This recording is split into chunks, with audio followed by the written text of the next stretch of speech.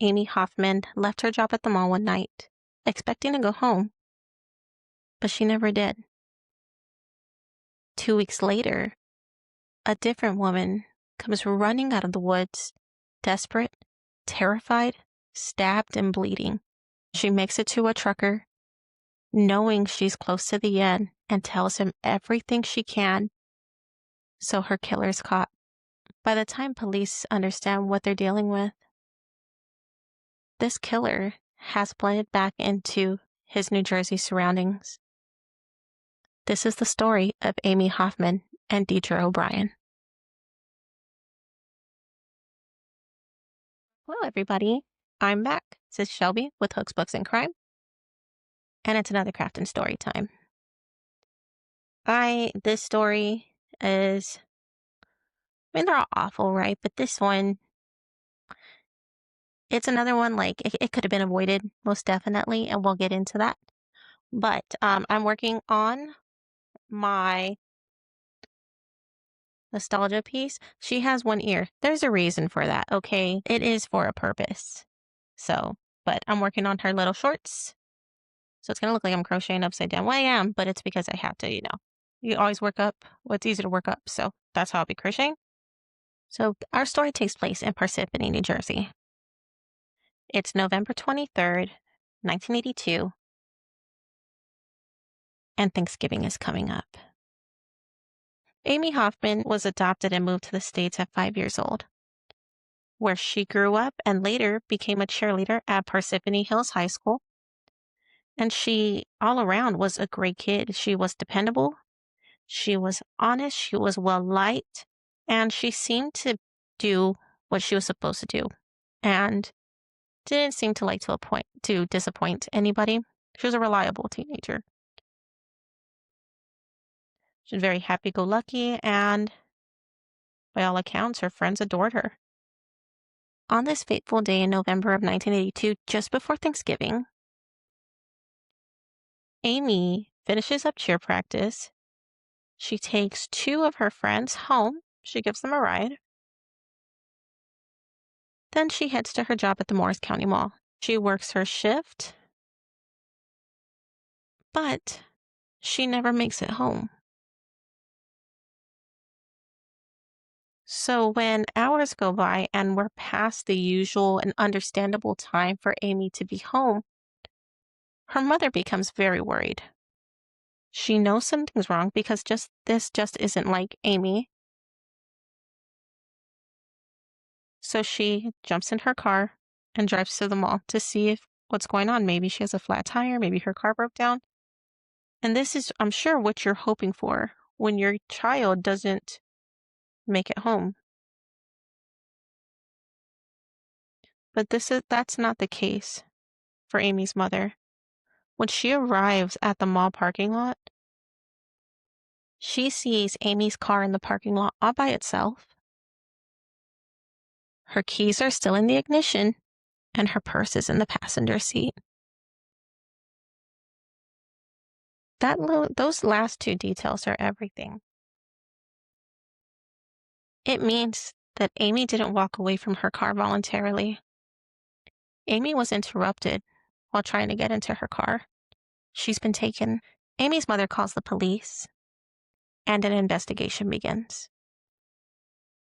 The next day at school, Amie's friends are distraught. Word starts to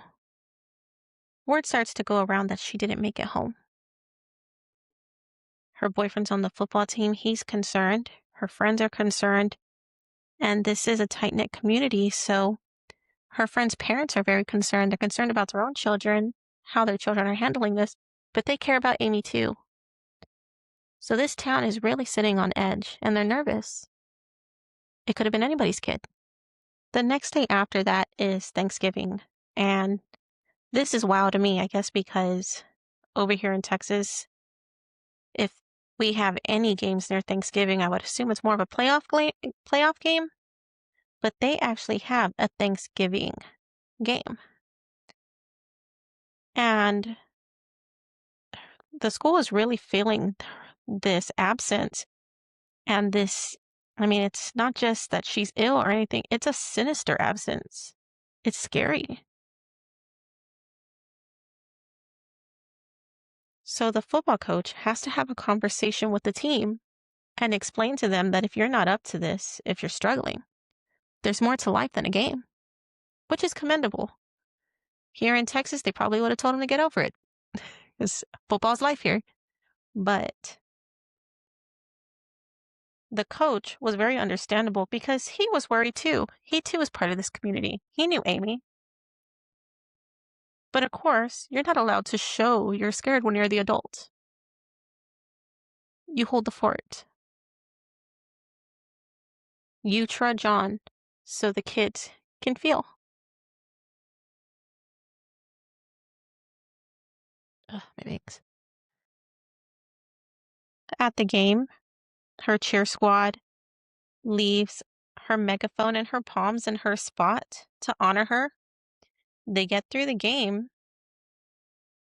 and these poor kids then have to go to Thanksgiving dinner and Thanksgiving, the early dinner and everything. And I'm sure there's like a sick feeling to their stomach because you just want to know where your friend is. You want to know she's okay. You know the circumstances of how she went missing. And that's a tough thing to acknowledge and really face. But that night, whatever hope is still floating around ends. Amie Hoffman has been found dead by a couple who were taking a walk with their dog. Her body is discovered in a retaining tank in what's called Randolph Township in a very woodsy area. It's actually what used to be a reservoir and has been turned into a lover's lane. Very remote. When the body is discovered, officers are pretty sure that it's Amie, considering the clothes she's wearing match the description given when she was last seen. Upon examining the body, police learned that Amie was essayed, as well as stabbed multiple times. But Amie did put up a fight. This poor girl's fingers were nearly severed on one hand from fighting the knife that was used against her. There isn't really any other evidence left around her that they can use. But considering, again, this spot is so local and it's only known to locals because it's used as a lover's lane, they know the perpetrator has to be local. Because there's residents in this town that didn't know that reservoir existed. They have to be local to the area. Naturally, police start looking close to home. And the first person that they want to speak with is her boyfriend, Alex. They question Alex, but they also question all of her friends. They question all of the cheerleaders. They want to know if she had mentioned maybe anything weird happening to her. Maybe she was being stalked. They're trying to get as much information as possible to see if maybe there's something that can lead them in that direction. And there is something. Apparently, where these girls practiced, there was a payphone in the hallway. And recently, they had been receiving very strange phone calls. And when one of the girls would answer, he would ask for certain cheerleaders. He would, be gross, say things, suggest things.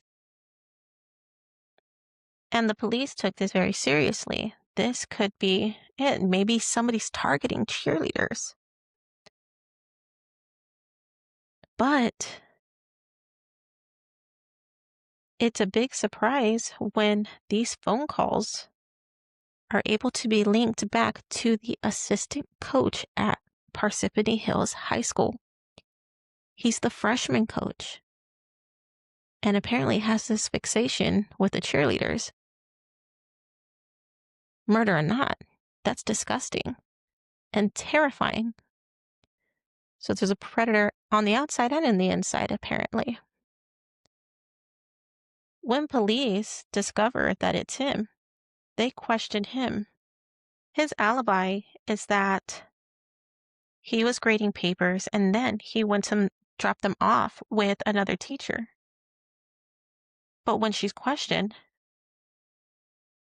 she tells them she never received any report cards.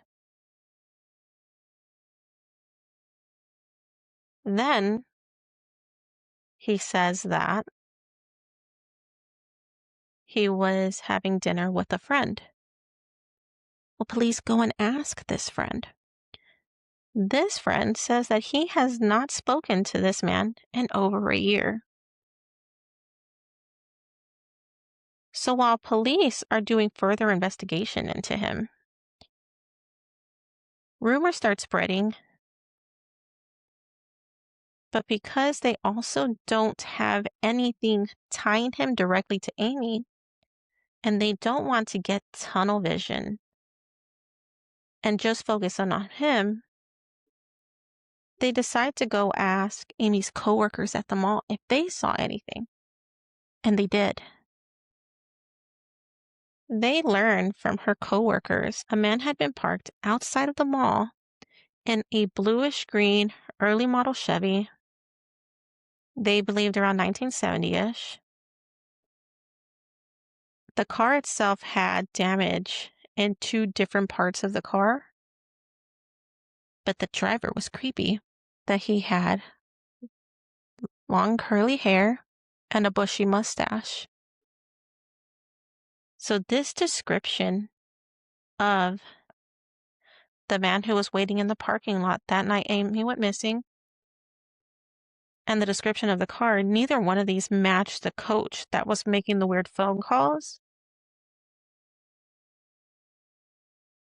And this makes officers believe they're safe to no longer focus on the coach and focus on this man at the mall instead. I mean, really? I, for one, think that they should have still kept that man on the list because all of his alibis were falling through. Who's to say this man wasn't stalking one of the cheerleaders and was going to do something sinister himself? But with what happened to Amie, he decided to back off because he would lead them right to him. It foiled his plans. I really believe that. Sorry, my bangs are bothering me, but I really believe this. That man must have been up to something too. Why was he lying? I mean, maybe it was something, less serious, like he was having an affair or something with someone's wife. I don't know. But it's very odd. The phone calls and the, you know, unaccounted for alibis, not looking good. But I digress. Then, less than 2 weeks later, on December 5th of 1982, in Alamucci, New Jersey, a truck driver is resting in a secluded spot at a rest stop when a woman comes running out of the woods. She's frantic, she's terrified, she's bleeding, and she starts pounding on his door. She's been stabbed. When he answers the door and offers to help her, she tells him, "I'm dying."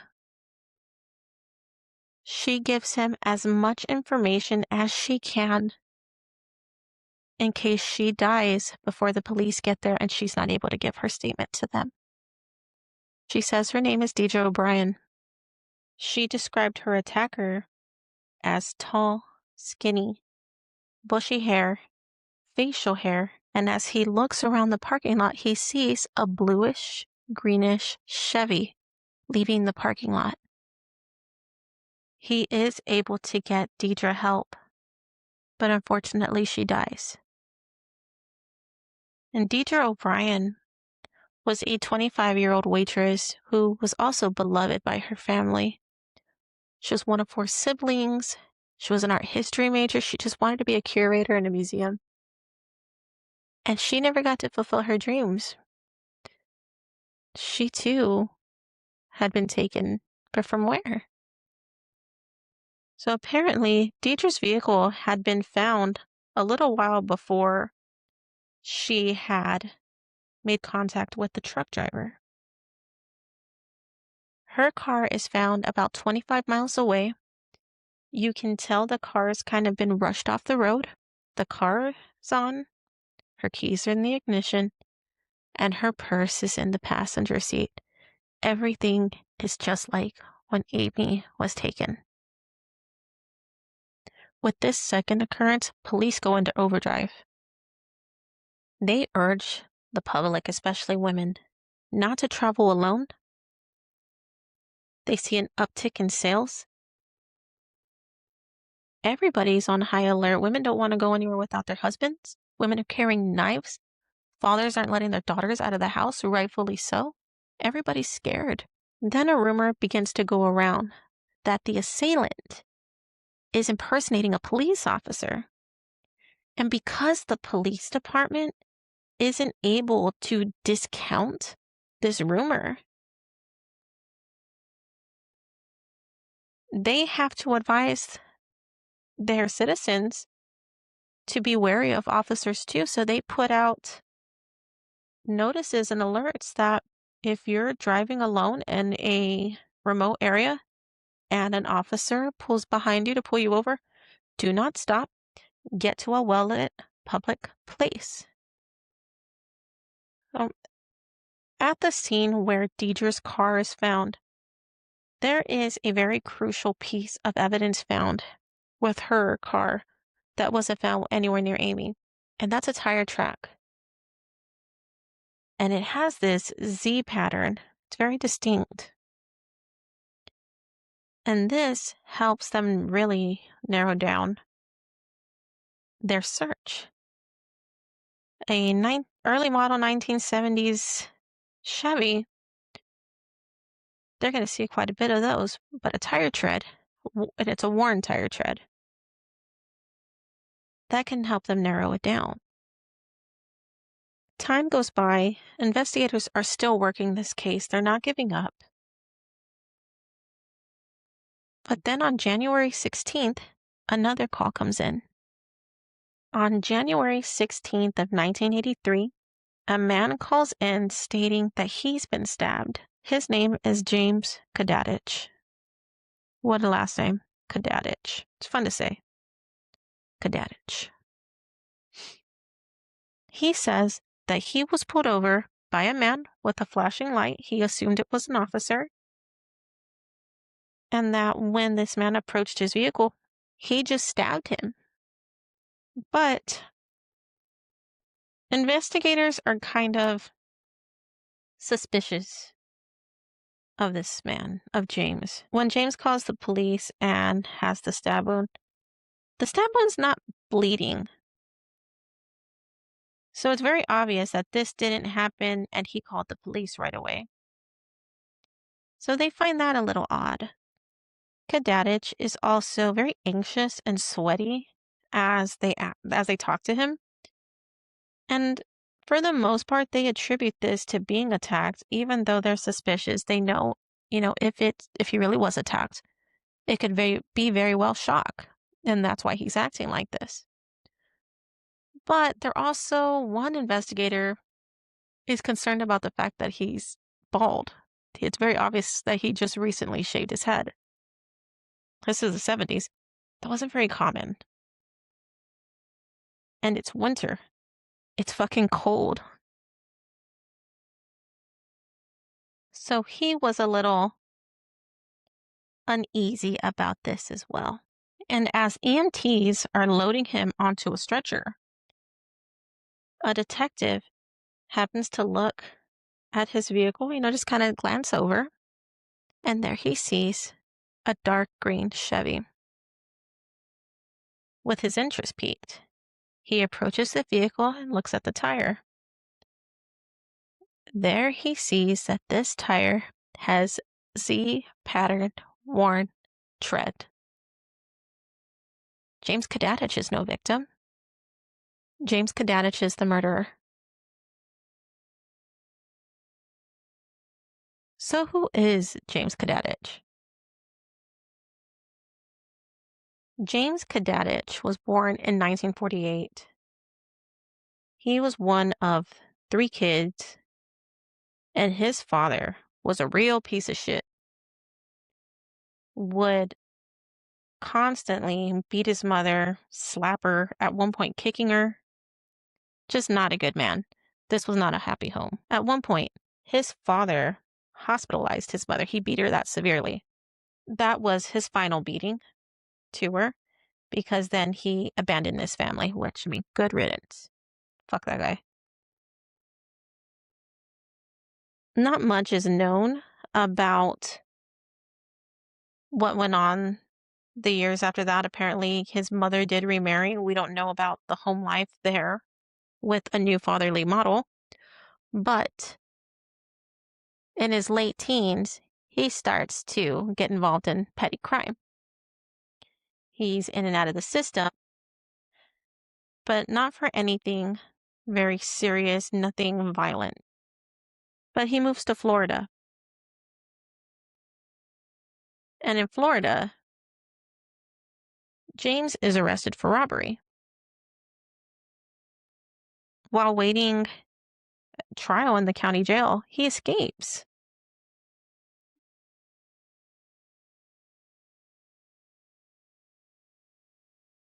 Oh my God, I'm splitting all this yarn. Look at this. Come on, Dusty. Days later, on his little escapement,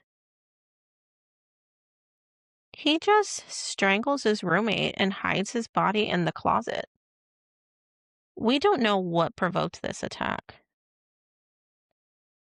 but he was caught and convicted for this crime. However, he only served 11 years. 11 years for murder is wild, like Florida. Jesus. I know this was like, what, 50 years ago? Almost. Yeah, 50 years ago, but ugh, how far we've come. Here's the part that I really don't understand, that where nobody heard this and was just like, oh, fuck. So he was offered parole after 10 years. And he decides to say new things to parole because if he serves one more year, he can get out and not have any kind of supervision. He will have no parole and no probation.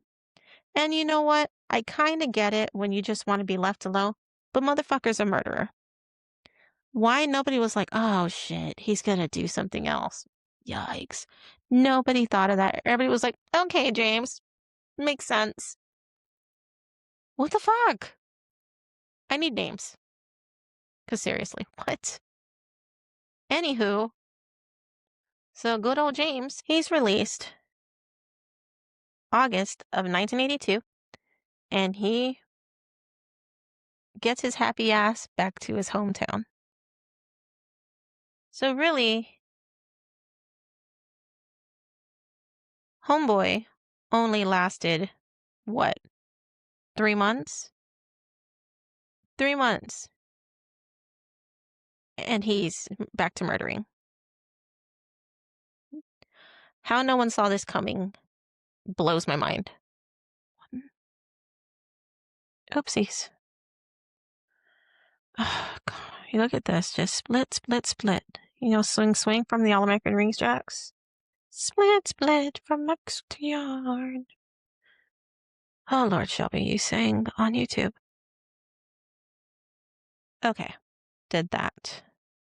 I have a feeling her shorts are going to be crooked, but you know what? Happy accidents, like Bob Ross used to say. But, okay, so, where were we? James Kuh-Da-B, that piece of shit. Oh, yeah. Okay, so, James Kuh-Da-B. When police search his car, they find items tying him to both victims. If they weren't sure then, they're sure now.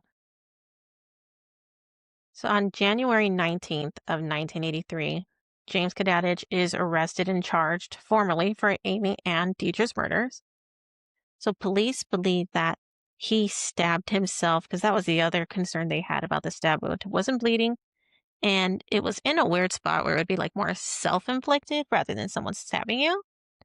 So they're like, And he did all of this to cause a red herring, when really he just led them right to him. He just had to be a little star. And it also explains the newly shaved head. It was going around that he had curly hair, looking like Weird Al, and he couldn't have that. So he thought the shaving the hair thing makes sense. Calling police to your door, trying to pretend to be a victim. Okay, James, you do you. Got your ass caught. That's all that matters. So in 1984, he goes to trial for Amie's murder, and he's sentenced to death. However, the Supreme Court actually overturns his death sentence. Oops. He receives a life in prison sentence for that. For Dierdre's murder, the death penalty is completely off the table, and he receives 30 years for that murder. Why the difference? I don't know. But he died in prison. That's what matters. I didn't even look up when he died because I don't care. So with James being sentenced to death, good riddance, you filthy animal. The worst part, and it's always the hardest part, is before his life sentence, Amie's parents were sentenced. Dierdre's parents were sentenced. All of their loved ones, their friends, their futures, what they could have been, all of it was sentenced to life before we even knew who James Kuh-Da-B was. Because while James is taken care of in a prison, or was, they're still faced with living the loss, living with only memories, living with the absence. Their life sentence is far harsher than what James got. But that is the story of the lovely ladies, Amie Hoffman and Dierdre O'Brien, and the unfortunate circumstances of coming across James Kuh-Da-B. Working on the shorts, I've got one short leg going. It's going to come down to about here. That way I can roll it up because she folds hers up. If you don't know who I'm making, I feel like once you see what's going to go up here, it's probably going to give it away. Once I sew the hair on, that's going to give it away, especially because how many characters do you only see one year on? I don't know, to be honest. I'm just asking. I could be very wrong, and there could be tons. But yes, thank you for joining me at Craft and Story Time. Please tell your friends, get it out there. I'd love to go live on YouTube or TikTok if y'all can tell me what you prefer. If anybody prefers anything, haha. But yes, please, please like, share, subscribe. Let's get this whole craft community going. I keep moving my mic. I apologize. Why I'm even holding it, I don't know. But yeah, thank you. Merry Christmas. Happy holidays. Let's make 2026 good, because I don't know about y'all, but 2025 has been a real bitch for me. 2026 is going to start ugly. But after that, let's hope for some happy times. Okay, bye.